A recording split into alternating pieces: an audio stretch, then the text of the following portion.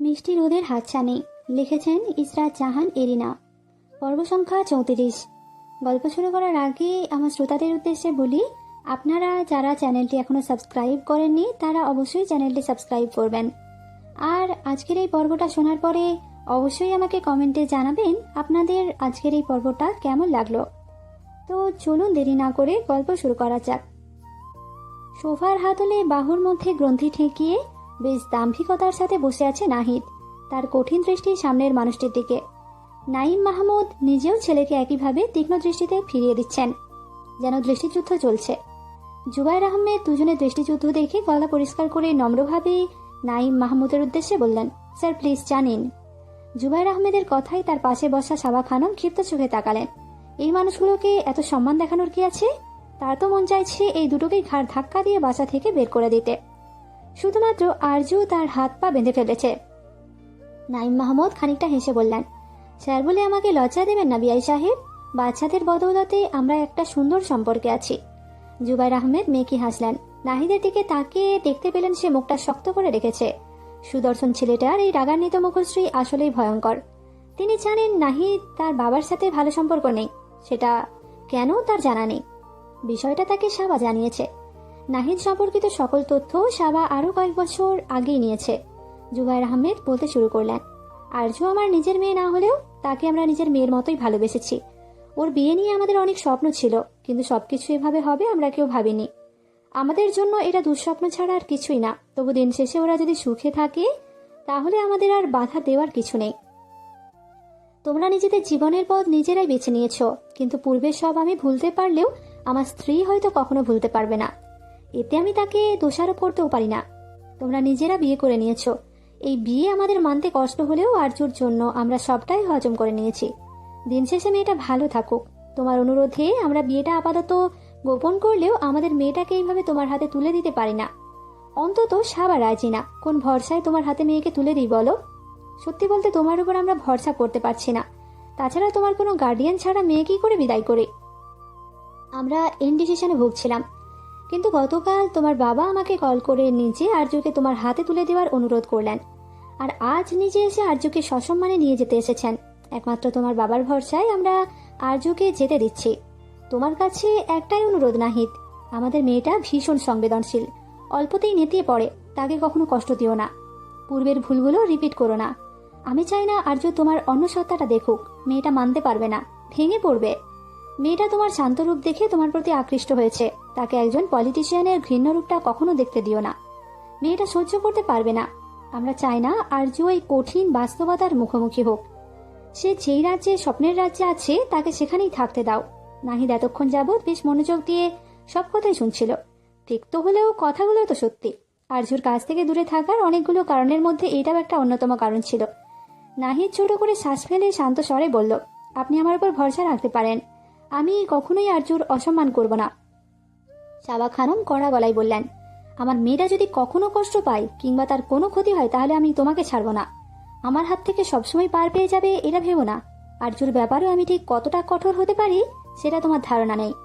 আরজুর বাবা মা নেই বলে তাকে একা ভাববার ভুল মোটেও করবে না। তুমি আরজুকে বোকা বানাতে পারবে, কিন্তু আমাকে মোটেও না। বোকা মেয়েটা যদি একবার বুঝতে পারতো নিজে থেকে কত ভয়ঙ্কর আগুনে ঝাঁপ দিয়েছে তাহলে কোনোদিন এই কাজ করতে পারতো না। নিজ হাতে নিজের জীবনটা নষ্ট করছে। শুধুমাত্র ওর জন্যই তোমার মতো একটা মানুষকে আমি সহ্য করছি। তবুও আমার মেয়েটার গায়ে যদি ফুলের টোকা অব্দি লাগে তোমাকে খুন করতেও দ্বিধাবোধ করব না আমি। কথাটা মাথায় ঢুকিয়ে রেখো। নাহিদ শান্ত গম্ভীর স্বরে সাবা খানমের উদ্দেশ্যে বলল, আপনি একদম ঠিক বলেছেন। আরজু জেনে বুঝিয়ে ভয়ঙ্কর আগুনে ঝাঁপ দিয়েছে। সেই আগুনের উত্তাপ তাকে সহ্য করতেই হবে, কিন্তু তাকে দগ্ধ হতে দেব না। নিজের জীবনের শেষ নিঃশ্বাস অব্দি তাকে আগলে রাখবো। সাবা খানম রাগী চোখে নাহিদের দিকে তাকালো। এই ছেলেকে তিনি কিছুতেই বিশ্বাস করতে পারে না। আরজু এমন একটা কাজ না করলে তিনি কখনোই আরজুকে এই ছেলের হাতে তুলে দিত না। আরজুর এই চরম বোকামির জন্য তাকে কখনোই মাফ করবেন না তিনি। নাঈম মাহমুদ জানের ছেলের মেজান সম্পর্কে। এত সব কঠিন আর তিক্ত কথার পরেও যে ছেলেটা এখনো শান্ত আছে এতেই তিনি অবাক হয়ে যাচ্ছেন। কিন্তু ছেলের কোনো বিশ্বাস নেই, কখন যে পরিস্থিতি বিগড়ে দেয়। তাই পরিস্থিতি সামাল দিতে নাঈম মাহমুদ বললেন, আমার ছেলেকে একবার সুযোগ দিয়ে দেখুন, আপনাদের নিরাশ করবে না। আচ্ছা আমার বৌমা কোথায় বিআই সাহেব? তাকে দেখার জন্য আমি তীর্থের কাকের মতো বসে আছি। পরিস্থিতি ঠিক থাকলে আরো অনেক আগেই তাকে ঘরে লক্ষ্মী করে নিয়ে যেতাম। আমার মরহুম বাবার ভীষণ পছন্দ ছিল আরজুকে। নিজের নাতির জন্য নিয়ে যাওয়ার অনেক চেষ্টা করেছেন, কিন্তু ভাগ্য তখন সহায় ছিল না, বারবার তাকে ফিরে যেতে হয়েছে। কিন্তু আজ দেখুন তার ইচ্ছে পূরণ হচ্ছে, কিন্তু সেটা দেখার জন্য মানুষটাই বেঁচে নেই। জুবাইর আহমেদ অবনীকে ডাকলেন। অবনী তখন দরজার পেছনে দাঁড়িয়েছিল। বাবার ডাকে আটকে উঠল। ঘরে এত জরুরি মিটিং চলছে আর সেটা সে শুনবে না তা তো হয় না। দরজার কান পাতার বিশেষ গুণ আছে তার। কিন্তু অবনী তাদের অনেক কথার মানে বুঝতে পারল না। কিছু তো একটা আছে যা সে জানে না। আম্মু নাহিদ চিজুর উপর কেন এত ক্ষিপ্ত ঠিক বোঝা গেল না। চিন্তিত ভঙ্গিতে সে আর্যকে ডাকতে থাকলো। লাল জামদানি শাড়ি জড়িয়ে মাথা নিচু করে বসে আছে আর্য। এত লজ্জা এর আগে কখনোই লাগেনি। সামনের মানুষটির উৎসুক দৃষ্টি তাকে আরো অস্বস্তিতে ফেলে দিল।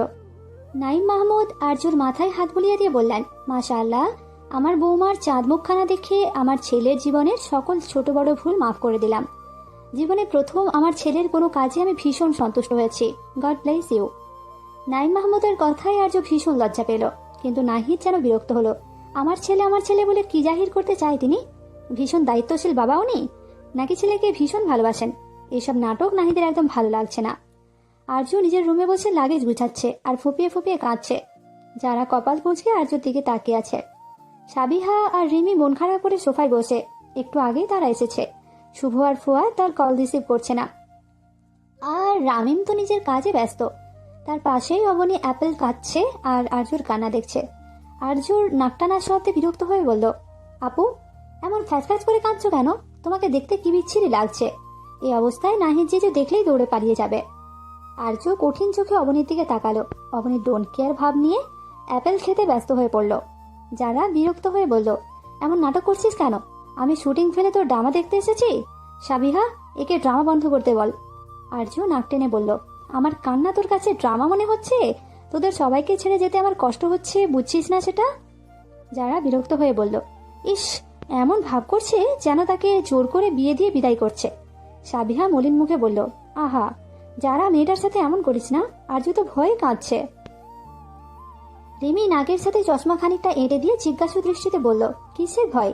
সাবিহা আফসোসের সুরে বলল, বেচারি আর্য নিজের ভার্জিনিটি লুজের ভয়ে কাঁদছে। আহা, এতদিনে সামনে রাখা সতীত্ব আজ গেল বলে। সাবিহার কথায় রুমে হাসি রোল পড়ল। আর্য হতভম্ব হয়ে সকলেরই হাসি দেখছে। ছি, কি বিভৎস হাসি। যারা হাসতে হাসতে বলল, তোর মনে হয় এই আবাল সেই ভয় কাঁদছে? এই ভয়ঙ্কর মহিলা দেখবি নাহিদ স্যারের ওপর ঝাঁপিয়ে পড়বে। এই মাইয়া না, নাহিদ স্যার ডেঞ্জার জোনে আছে। এই মাইয়া ভার্জিনিটি লুজ করতে এক পায়ে দাঁড়িয়ে আছে। সাবিহা মুচকি হেসে বলল, অমন হ্যান্ডসাম জামাই থাকলে এমনটা হওয়াটা স্বাভাবিক। আরজু চোখ বড় বড় করে হাঁ করে তাকিয়ে আছে। কান্নার কথা ভুলেই গেছে। আরজু দাঁতে দাঁত চেপে বলল, ছি, নির্লজ্জের দলেরা। পাশে একটা টিনেজার বাচ্চা দাঁড়িয়ে আছে, খবর আছে তোদের? যারা বলল, আরে আজকাল ক্লাস 6-এর বাচ্চারাও 3-4টে বয়ফ্রেন্ড পাল্টায়, সেখানে অবনী তো এইচএসসি ক্যান্ডিডেট। অবনী হেসে বলল, আমি 3-4টা বয়ফ্রেন্ড পাল্টাইনি আপু, কিন্তু অনেকগুলা ক্রাশ খেয়েছি। বর্তমানে একজন সিনিয়রের ওপর গুরুতর ক্রাশ খেয়ে বসে আছি। আপুকে বিদায় করলেই আমার সিরিয়াল এসে পড়বে। আমি তো সেই খুশি। আরজু সবার দিকে অসহায়ের মতো তাকিয়ে বলল, আমি চলে যাচ্ছি, তোদের কি একটুও খারাপ লাগছে না? কোথায় আমার গলা জড়িয়ে কাঁদবি তা না মজা নিচ্ছিস? যারা মুখ ভেঙচে বলল, যেখানে বিয়েতে রোস্টি খেতে পারলাম না, সেখানে তোর বিদায়ে কাঁদবো কেন? আরজু ঠোঁট উল্টে বলল, আমার চাইতে রোস্ট তোর কাছে বড় হয়ে গেল? যা সব, আমার বাসা থেকে বের হ। অবনী আবার আবেলে কামড় বসিয়ে বলল, একটু পরেই দেখা যাবে কে বাসা থেকে বের হয়। সাবা খানম নিজের রুমের চেয়ারে হেলান দিয়ে বসে আছেন। আরজু ধীরে ধীরে রুমের দরজা খুলে সাবা খানমের পায়ের কাছে এসে বসল। সাবা খানম আরজুর দিকে তাকালেন না। আরজু দু চোখ বেয়ে অশ্রু গড়িয়ে পড়ছে। বিদায় জিনিসটা এতটা পীড়াদায়ক সেটা আরজু আগে উপলব্ধি করতে পারেনি। সামনের গম্ভীর মানুষটা তার মায়ের চাইতেও বেশি আপন। এই মানুষটার কাছ থেকে কোনোদিন দূরে থাকতে হবে সেটা ভাবতেও পারেনি। মেয়েদের এই কঠিন বাস্তবতাকে নীরবেই মেনে নিতে হয়। কিন্তু আরজুর এত কষ্ট কেন হচ্ছে? আরজু সাবা খানমের কোলে মাথা ঠেকিয়ে হু হু করে কেঁদে উঠল। এই কোলে শুয়ে কতদিন নিশ্চিন্তে ঘুমিয়েছে, কষ্ট পেলে এই কোলে মাথা রেখে অশ্রু ঝরিয়েছে, আর আজ নাকি সেই কোল ছেড়ে চলে যেতে হবে? আরজু কাঁপা কাঁপা গলায় বলল, আমার ভীষণ কষ্ট হচ্ছে খালামণি। তোমার কাছ থেকে এইভাবে দূরে যেতে হবে জানলে আমি কখনোই বিয়ে করতাম না। যাদের সাথে এতগুলো বসন্ত কাটিয়েছি তাদের ছেড়ে কি করে থাকবো খালামণি? আমি তো সারা জীবনে এই কোলে মাথা রেখে ঘুমিয়ে থাকতে চাই। সাবা খানম গম্ভীর মুখের বারান্দার পাশের কৃষ্ণচূড়া গাছটার দিকে তাকিয়ে আছেন। কঠিন গলায় বললেন, এটাই বাস্তবতা, প্রত্যেকটা মেয়েকে সেটা মেনে নিতে হয়। তবে আমি কেন মানতে পারছি না? নেতা সাহেবের সাথে থাকার আনন্দের চাইতে তোমাদের কাছ থেকে দূরে যাওয়ার কষ্টটা অনেক বেশি হচ্ছে। আমাকে এত কেন ভালোবাসলে যে তোমাদের ছেড়ে যেতে আজ আমার বুক ছিঁড়ে যাচ্ছে? সাবা খানম শক্ত গলায় বললেন, আমি তোর জীবনটাকে সহজ করতে চেয়েছিলাম, কিন্তু তুই নিজের হাতে নিজের কঠিন জীবনটাকে বেছে নিয়েছিস। আমি জানি জীবনের একটা পর্যায়ে এসে তুই ভীষণ আফসোস করবি, তবুও মনে প্রাণে চাই এই আফসোসটা যেন তোর জীবনে না আসে। একজন পলিটিশিয়ানের স্ত্রী হওয়া খুব একটা সহজ না। একজন পলিটিশিয়ান চাইলেই স্বাভাবিক লাইফ লিড করতে পারে না। তোর মতো ইমোশনাল মেয়ে কি করে প্রত্যেকটা বিষয় ট্যাকেল করবে আমি জানি না। তাছাড়া এই ছেলেটাকে আমি কোনোদিনও বিশ্বাস করতে পারবো না। আমি বলবো তুই একজন ভুল মানুষকে চুজ করেছিস। আর্য খালামণির কথায় আরো কাঁদতে লাগলো। আসলে খালামণিকে সে ভীষণ কষ্ট দিয়েছে। সাবা খানম আবার বললেন, জীবনের এই ভুল ডিসিশনের জন্য তোকে আমি কখনোই ক্ষমা করব না। তবে আমি মনে প্রাণে চাই তুই সুখী হ। জীবনে যদি কোনোদিন মনে হয় তুই ভুল ডিসিশন নিয়েছিস, তাহলে কোনো দ্বিধা ছাড়া চলে আসবি। এবারই দরজা তোর জন্য সারা জীবন খোলা থাকবে। জুবাইর আহমেদ রুমে ঢুকে দেখলেন আরজু কান্না করছে, আর সাবা গম্ভীর মুখে বাইরে তাকিয়ে আছে। জুবাইর আহমেদ আরজুকে যাওয়ার তাগাদা দিল। আরজু সাবা খানমের দুই হাতে বেশ কয়েকটা চুমু খেয়ে নিল। এই মানুষটার শরীর থেকে কেমন মামা গন্ধ আসে। আরজু জোরে নিঃশ্বাস টেনে সেই গন্ধ নিজের শরীরে মাখিয়ে নিল। আরজুর বিদায় বেলায় অবনী আর আরজুর বান্ধবীরা নিজেদের সামলাতে পারল না, আরজুকে জড়িয়ে ধরে কেঁদে দিল। আরজু সবাইকে জড়িয়ে ফুঁপিয়ে ফুঁপিয়ে কেঁদেই চলেছে। আরজু গাড়িতে ওঠার আগে একবার বারান্দায় তাকালো। সেই ছোট থেকে এই বাড়িতে বড় হয়েছে, কত হাসি কান্নার সাক্ষী এই বাড়িটা। আরজু মনে মনে খালামণিকে খুঁজল। খালামণি তাকে বিদায় দিতে নিচে আসেনি, কিন্তু আরজু জানে পর্দার আড়ালে তার খালামণি ঠিক দাঁড়িয়ে আছে। আরজুর মাথায় হাত বুলিয়ে নাইম মাহমুদ বললেন, তোমাকে এখান থেকে বিদায় দিতে হচ্ছে মা, কিন্তু খুব শীঘ্রই তোমার সাথে দেখা করতে আসবো আমি। আরজুকে গাড়িতে তুলে নাইম মাহমুদের গাড়ির সামনে আসলো।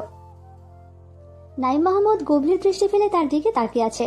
নাহিদ প্যান্টের দুই পকেটে হাত রেখে তীক্ষ্ণ দৃষ্টিতে বাবার দিকে তাকালো আর বলল, আপনাকে বলেছিলাম আমার পেছনে স্পাই লাগানো বন্ধ করতে। আমি যে মেয়েকে বিয়ে করেছি সেটা আরজু, এটা আপনি আরো আগেই জেনেছেন তাই না? আপনি শুধুমাত্র আমার অ্যাকশনের অপেক্ষা করছিলেন। নাইম মাহমুদ মুচকি হেসে বললেন, তুমি যে আরজুর পেছন কখনোই ছাড়োনি সেটা অনেক আগে থেকেই জানি। তবে এইভাবে হুট করে আরজুকে বিয়ে করে ফেলবে সেই ধারণা ছিল না। কিন্তু জীবনে প্রথম তোমার কোনো কাজ আমার পছন্দ হয়েছে। অন্তত নিজের স্ত্রীর জন্য হলেও এসব রাজনীতি থেকে বেরিয়ে এসো, না হলে তোমার জন্য ভবিষ্যতে মেয়েটাকে অনেক বড় বিপদের সম্মুখীন হতে হবে। নাহিদ গম্ভীর স্বরে বলল, আমার স্ত্রীর নিরাপত্তা নিয়ে আপনাকে ভাবতে হবে না। নিবরাজ নাহিদ জানে স্ত্রীর নিরাপত্তা কিভাবে দিতে হয়। তোমার এই একরোখা স্বভাবের জন্যই একদিন এই মেয়েটাকে তুমি হারাবে। নাহিদ নাইম মাহমুদের আরো কাছাকাছি চলে আসলো। তার কানের কাছে নিচু স্বরে বলল, আমার জীবনে আরজু নিজ ইচ্ছাই এসেছে। এখান থেকে ফিরে যাওয়ার কোনো সুযোগই তার নেই। আমি না চাইলে আরজু কখনোই আমার জীবন থেকে বের হতে পারবে না। নাইদার এক মুহূর্তও সেখানে দাঁড়ালো না, নিজের গাড়িতে এসে বসলো। আরজুর দিকে আরজুকে তাকালো। আরজু ফুঁপিয়ে ফুঁপিয়ে কাঁদছে। লাল শাড়িতে আজকে আরজুকে বেশ বউ বউ লাগছে। কান্নার ফলে নাক মুখ লালচে হয়ে আছে। সৃষ্টিকর্তা কি সকল সৌন্দর্য আর মায়া এই মেয়েটার মাঝে ঠেলে দিয়েছিল? নাহিদ আবারও এই কান্নারত মেয়েটার প্রেমে পড়ল। আরজু কোনোদিন তার বউ হয়ে তার পাশে বসবে এটা কল্পনা পর্যন্ত করেনি। এই পবিত্র মেয়েটার পবিত্রতা কি তার সকল জীবনের অপবিত্রতাকে ঢেকে দেবে? রাতের আঁধারে নির্জন রাস্তায় গাড়ি চলছে।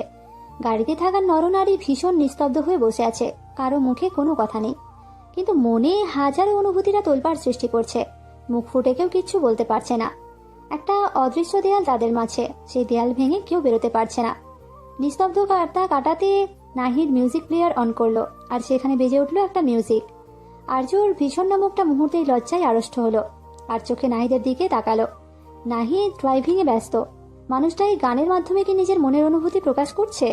আরজু নাহিদের মনের কথা কখনোই বুঝতে পারে না। তবে আরজুর মনে হচ্ছে এই গানটা নেতা সাহেব তাকেই ডেডিকেট করে প্লে করেছে। एहसास की जो जुबा बन गए, एहसास की जो जुबा बन गए, दिल में मेरे मेहमान बन गए, आपकी तारीफ में क्या कहे, आप हमारी जान बन गए, आप हमारी जान बन गए।